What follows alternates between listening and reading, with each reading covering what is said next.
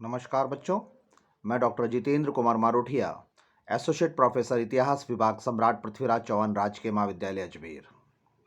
तृतीय वर्ष कला इतिहास विषय, प्रथम प्रश्न पत्र, आधुनिक भारत का इतिहास। और बच्चों, हम पढ़ रहे थे 1757 की प्लासी का युद्ध और उसके बाद उसके परिणाम सामने आए।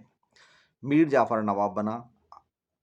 मीर जाफर ने 1757 से लेकर 1760 तक बंगाल की नवाबी का पद संभाला और 1760 में मीर कासिम जो मीर जाफर के दामाद थे वह नवाब बन गए। किस प्रकार नवाब बन गए, क्यों बन गए, किनके कारण बन गए, ये प्रश्न बहुत रोचक है। हम ये देखते हैं कि इस समय जब अंग्रेजों को सफलता प्राप्त हुई तो ये निश्चित है कि अब वे किंग मेकर बनने जा रहे हैं। बंगाल का आर्थिक शोषण शुरू हो गया है। 17,50,000 रुपये मिलेंगे, 23 परगनों की जागीर मिली, कई दस्तक प्रथा जो है बिना कर्ज दिए बंगाल में व्यापार करना शुरू हो गया। इतना ही नहीं, जो चीज कंपनी को लाभ देने के लिए गई थी, कई अंग्रेज अधिकारियों की जो निजी कंपनियां थी वह भी इसमें लाभ लेने के लिए शुरू हो गई। अब एक प्रश्न और जाता है कि मीर कासिम जो औरंगजेब के माफ करिएगा, मीर जाफर के दामाद थे, व्यक्तिगत रूप से बहुत अच्छे व्यापारी थे और बहुत धनी व्यक्ति थे। अंग्रेजों ने उन पर नजर तो रख रखी थी। मीर जाफर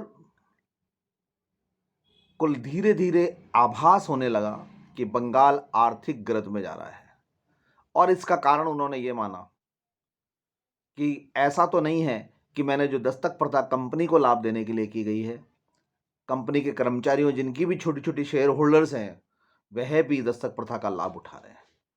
जो पंजीकृत कंपनी है उसको लाभ देने के लिए कहा गया था। दूसरी ओर मीर जाफर ने इस सोच के साथ में ब्रिटिश प्रशासन से गैप रखना शुरू किया।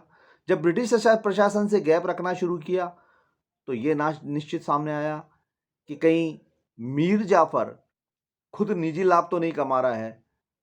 ये अंग्रेजों ने सोचा, क्योंकि हम ब्रिटेन की सोच एक शंकित उसकी तरह भी है।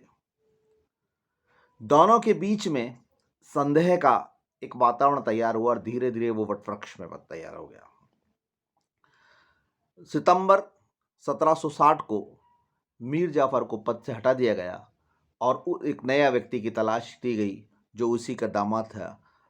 आर्थिक संकट से वो उभार सकते थे, वो अच्छे व्यापारी भी थे, धनी व्यक्ति भी थे, नेतृत्व भी रखते थे।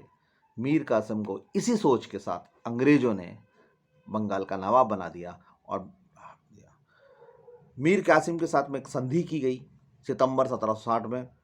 बंगाल का नवाब बनाएंगे, अंग्रेजों का मित्र बना रहेगा वह हमेशा, और अंग्रेजी सेना को सहायता करेगा और जो खर्चा होगा वो खुद मीर कासिम को वहन करना पड़ेगा।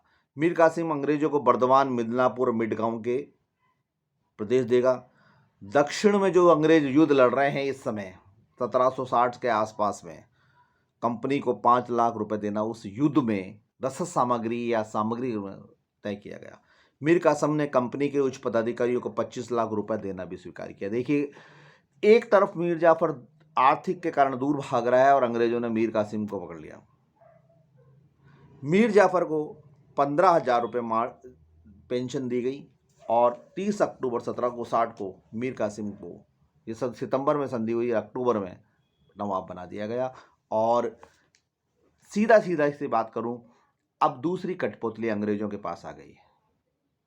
उन्हें यह था कि हम प्रारंभिक डील जो करेंगे, एक नया राजा जब नवाब बनाएंगे तो पहली जो प्रथम दृष्टिया जो डील करेंगे उसमें तो पैसा प्राप्त होगा ही, और मीर कासिम जो सुधार करेगा उसमें भी पैसा प्राप्त हो जाएगा और अंग्रेज इसमें तैयार हो जाएंगे। यह सोच के साथ दोनों के बीच में समझौता हुआ। मीर जाफर को पेंशन इसलिए दी गई कि अगर मीर कासिम उनकी इच्छाओं पर, यानी अंग्रेजों की इच्छाओं पर खरा नहीं उतरता है तो पुनः मीर जाफर को बनाया जा सकता है। इसलिए उसे पेंशन देके फिलहाल ढांढस बंधाया गया। और पेंशन का कैलकुलेशन आगे 30 महीने का पहले ही कंपनी ने कर लिया और वो मीर कासिम से 25 लाख रुपए अग्रिम ले लिया। दूसरी ओर मीर कासिम के दिमाग में ये था कि चूंकि वो आर्थिक राजनीतिक सम्मिलित सोच वाला व्यक्ति था, तो इसलिए उसको ये था कि वे दोनों इस समझौतों को वह साइड में रखेगा और बंगाल को वापस जो बंगाल माना जाता था उसकी पुनर्स्थापना कर देंगे। इस सोच के साथ उसने ये अपना कार्य शुरू किया। बक्सर का युद्ध 1764 में होता है। ये बक्सर की युद्ध की पहली पृष्ठभूमि थी। मीर कासिम ने सुधार किए, टकसाल बनाया, दस्तक प्रथा पुनः लागू कर दी गई, मुर्शिदाबाद से मुंगेर राजधानी ले गया, सैनिक संगठन नया किया। दिमाग में ये भी था कि अंग्रेजों से 1757 की अगर युद्ध हुआ तो वापस लेना है। आर्थिक और प्रशासनिक सुधार भी किए। दूसरी ओर अंग्रेज ये जानते थे कि जब तक मीर कासिम का विकल्प नहीं मिलता है, यानी मीर कासिम का मनोवैज्ञानिक विकल्प नहीं मिलता है, एक व्यक्ति अभी सुरक्षित है, मुगल सम्राट दिल्ली में। उन्होंने मुगल सम्राट को महत्व देना शुरू किया कि यदि आप आपातकाल हो जाता है, असमंजस की स्थिति हो जाती है, बंगाल पे आक्रमण कर देना, हम आपको सपोर्ट करेंगे, वी विल सपोर्ट यू। खुद के नवाब के विरुद्ध दूसरों को उकसाने का काम और उसको तैयार रखने का कार्य भी अंग्रेज कर रहे हैं। ये परिस्थितियां बच्चों मैंने अवगत कराई है आपको। इधर मीर कासिम सुधार कर रहा है, उधर वे राजनीतिक षड्यंत्र रच रहे हैं। तो ये जो स्थितियां चल रही थी बच्चों 1760 के आसपास।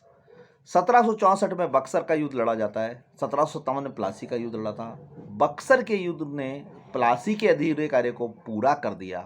क्या कारण थे, क्यों युद्ध लड़ा गया और उसके परिणाम क्या निकले, इसका मैं अगले वीडियो में आपको बताऊंगा। लेकिन अभी मैंने फिलहाल ये आपको ये बताया है कि मीर कासिम ने सुधार किए, मीर जाफर को हटाया गया, कंपनी ने मीर कासिम के सुधार को अन्यथा लिया गया। वो जो है बक्सर के युद्ध के कारणों में हम पढ़ेंगे। साथ ही ये भी सामने आता है कि मुगल सम्राट को मनोवैज्ञानिक रूप से तैयार रखा गया है कि कहीं ना कहीं ऐसा हो जाए, इस परिस्थिति में तो आप बंगाल पर आक्रमण करके उभरते हुए मीर कासिम का पतन तो अवश्य कर दीजिएगा। और इस सोच के साथ में उन्होंने शाह आलम को भी महत्व देना शुरू कर दिया था। घटनाएं कैसे परिवर्तित होती है आगे, शाह आलम किधर गए, किस खेमे में गए और उन्होंने किस खेमे के साथ में कौन सा नीतिगत निर्णय लिया, इसका मैं अगले वीडियो में दूंगा। धन्यवाद।